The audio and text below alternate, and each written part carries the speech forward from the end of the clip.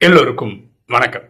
இன்னைக்கு நம்ம பார்க்கக்கூடிய சப்ஜெக்ட், ஒளிப்புள்ளியான இறைவனின் படத்தை பூஜை அறையில் வைக்கலாமா?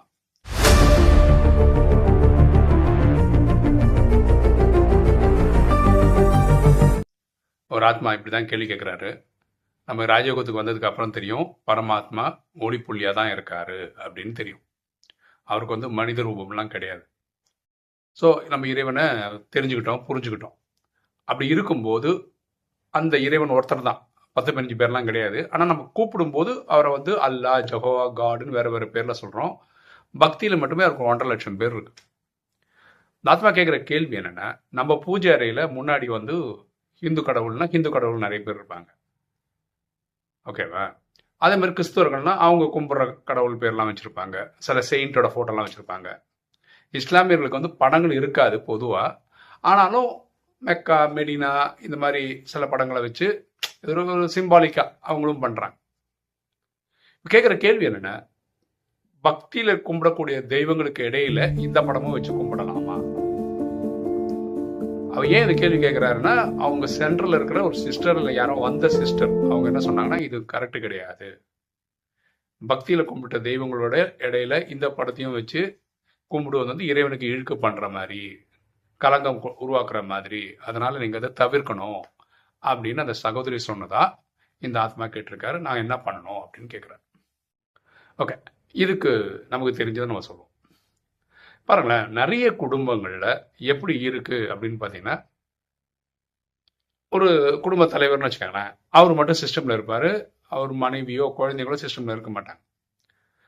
சில குடும்பங்கள்ல சகோதரி மட்டும்தான் குடும்பத்தில் இருப்பாங்க, அவரோட கணவரோ குழந்தைங்களோ சிஸ்டம்ல இருக்க மாட்டாங்க. அப்படின்னா என்ன அர்த்தம்?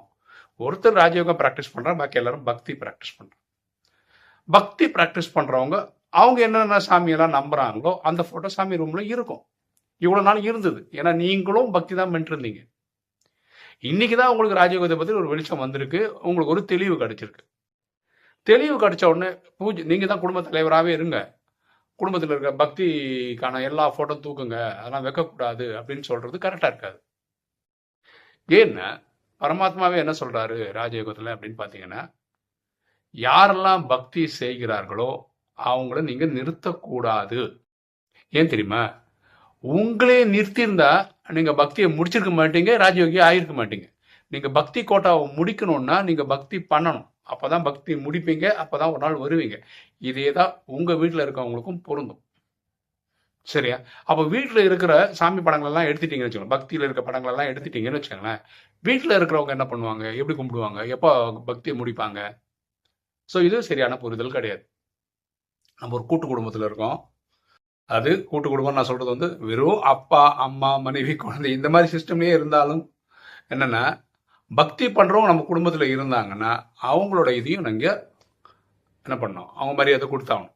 இல்லையா, நீங்க என்ன பண்ணலான்னா வெறும் ஜோதி சுரூபமான சிவனோட போட்டோ வேற எங்கேயாவது ரூம்ல வச்சுக்கிட்டு நீங்க மட்டும் தனியா பிராக்டிஸ் பண்ணிக்கலாம், அவங்கள புத்தி முட்டாம, ஐ மீன் அவங்கள கஷ்டப்படுத்தாம இது பண்ணலாம். நான் ராஜயோகி ஆயிட்டேன், உடனே என் வீட்டில் எல்லா ரூல்ஸும் மாத்திரேன். இப்போ வேணாம், இப்போத்துக்கு எனக்கு அப்பா இல்லை, அம்மா இல்லை, இப்போது நான் தான் குடும்ப தலைவர், ஓகேவா? எங்க பூஜை ரூம்ல ஹானஸ்டா சொல்றேன், எங்க பூஜை ரூம்ல இருக்கிற எந்த சாமியை பார்க்கறதுக்கு நான் போறது கிடையாது. அவங்க இஷ்டத்துக்கு வச்சிருக்காங்க, பெருமாள்ல இருந்து ஐயப்பன்ல இருந்து பிள்ளையார்ல இருந்து எல்லாம் வச்சிருக்காங்க, கும்பிடுறாங்க. கும்பிடட்டும், அப்பதானே பக்தி முடிப்பாங்க. இன்னைக்கு இல்லை நாளைக்கு. நமக்கு அதை பத்தி கவலையே கிடையாது. அங்க நான் ஒரு லைட் வச்சிருக்கேன், நான் ஆன் பண்ணா மட்டும் அந்த லைட் எரியும், நான் இறைவனை ஒளிப்புள்ளியை கனெக்ட் பண்ணிக்கிறேன், அவ்வளோதான், முடிஞ்சு போச்சு. நான் டெய்லியும் அங்கே உட்காரவே மாட்டேன். என்னைக்காவது ஒரு நாள் அந்த பக்கம் உட்காரணும்னு தோணுச்சுன்னா எழுந்து போய் அந்த இடத்துல உட்காந்து பண்ணுவேன். ஸோ இதுதான் கரெக்டான மெத்தடாக இருக்குமே தவிர, நான் ராஜயோகி ஆயிட்டேன்னு சொல்லிட்டு வீட்டில் இருக்கிற எல்லா படத்தையும் தூக்கி போட்டு பண்ணுறது கரெக்டாக இருக்காது. நான் ஒரு அனுபவம் சொல்கிறேன். ஏன் நான் இந்த சிஸ்டமில் வந்த கொஞ்ச நாளில் ஒரு 1 இயர் 2 இயர் இருக்கும்போது என்னுடைய முகப்பேரில் இருக்க ஒரு மாணவர், அவரும் எனக்கு முன்னாடி வந்தவர், அவர் ஒய்ஃபு, அப்பா, அம்மா எல்லாமே ராஜயோகிகள். ஒரு குழந்தை இருக்கு, ஒரு 1 வயசு 2 வயசு குழந்தை இருக்கு. இவங்க ஒரு புது வீடுக்கு வாடகைக்கு போறாங்க. அந்த வாடகைக்கு போற வீடு இந்த பால் காய்ச்சலாம் பண்ணுவாங்கல்ல, அதுக்கு நம்மளை இன்வைட் பண்ணியிருந்தாங்க. ஃபர்ஸ்ட் டைம் நான் போறேன். அப்போ நம்ம என்ன நினைக்கிறோம், புது கிரக பிரவேசம் மாதிரி எல்லாம் பண்றவங்க எப்படி தடப்படலாம் பண்ணுவாங்க, பால் காய்ச்சிக்கா இருந்தாலும் ஹோட்டல்ல இருந்து ஃபுட்டு வர வைக்கிறது கொஞ்சம் விமர்சனம் பண்ணுவாங்க இல்லையா? ஸோ இதுக்கு என்ன பண்ணணும்னு தெரியல. நாங்கள்லாம் போனோடனே கொஞ்ச நேரத்துக்கு அப்புறம் அந்த பிரதர் சொல்கிறாரு, நீங்கள் எல்லாரும் சேர்ந்து எங்களுக்காக யோகா பண்ணணும், நாங்கள் இங்கே நல்லா இருக்கணுன்றதுக்காக வந்திருக்கவங்க எல்லாம் யோகா. இப்போ வந்தவங்க எல்லாமே ராஜயோகிகள் தான், வெளியாளுகளே கிடையாது. கொஞ்ச நேரம் உட்காந்து எல்லாரும் யோகா பண்ணோம். அப்போ அவர் நன்றி சொன்னார், தேங்க்யூ நீங்கள் எல்லாரும் வந்ததுக்கு, யோகா பண்ணதுக்குன்னு சொல்லிட்டு. அப்புறம் பால் காய்ச்சினாங்க, எல்லாருக்கும் கொஞ்சம் கொஞ்சம் பால் கொடுத்தாங்க. அதுக்கப்புறம் இவங்களே சமைச்ச இட்லி, ஸ்நாக்ஸ், டிஃபன் இருக்குல்ல, அது இவங்களே வீட்டில் பண்ணாங்க, இறைவன் நினைவில் பண்ணாங்க, அதை டிஃபனாக கொடுத்தாங்க. ஆக மொத்தம் வந்ததே ராஜயோகிகள் மட்டும்தான், ஒரு 10-15 பேர் தான்.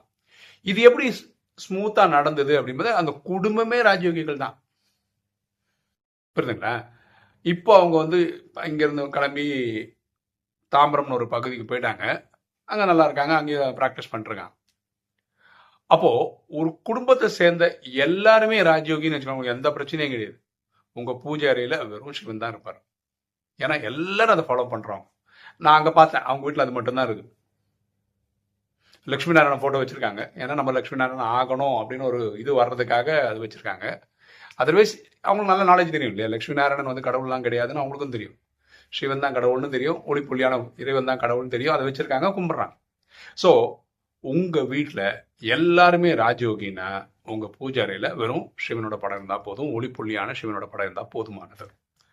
உங்க குடும்பத்துல பக்தி செய்பவர்களும் இருக்காங்க அப்படின்னா அவங்க பக்தி முடிக்கிறதுக்காக அந்த படங்கள் இருக்கணும். அதை நீங்க அப்புறப்படுத்துறது வந்து கரெக்டா இருக்காது. நீங்க ஏன் படத்தை வச்சு பரமாத்மா சொல்ற, நீங்க என்னோட படம்லாம் வச்சு என்ன பண்றீங்க, நான் அந்த படத்துக்குள்ளேயா இருக்கேன்? இல்ல நான் இருக்குது சாந்தி தாமத்துல, நான் ஒளிப்புள்ள. இவ்வளவு நாலேஜ் கிடைச்சோன்னு நீங்க கனெக்ஷன்ல வந்தா போறாதா, வீட்டுல படம் கூட தேவையா அப்படின்னு கேட்கிறாரு. அதே மாதிரி இந்த ஆரம்ப காலகட்டத்துல தான் உங்களுக்கு வந்து இந்த பாபா லைட் எல்லாம் வச்சு நம்ம கனெக்ட் பண்றோம். அந்த லைட் ஒரு சிம்பாலிக் கனெக்ஷனுக்காக நம்ம ட்ரை பண்றோம். கனெக்ஷன் கிடைச்ச உடனே நம்ம அதுக்கப்புறம் வந்து இந்த லைட் நம்ம லைட்லாம் நான் யூஸ் பண்றதே கிடையாது. 16 வருஷமா இருக்கும், இன்னைக்கும் லைட் போட்டால் தான் கனெக்ட் பண்ண முடியும்னு சொன்னா என்ன ராஜயோகி நம்பலாம்? சரிங்களா? ஸோ இதோடைய புரிதல் இதுதான். அதாவது உங்க குடும்பத்துல பக்தி செய்பவர்கள் இருக்கிறாங்கன்னா பக்திக்கான படங்கள் இருக்கணும். ஏன்னா அவங்க இன்னைக்கு இல்லை நாளைக்கு பக்தி முடிக்கணும், அவங்களும் ராஜயோகி ஆகணும்.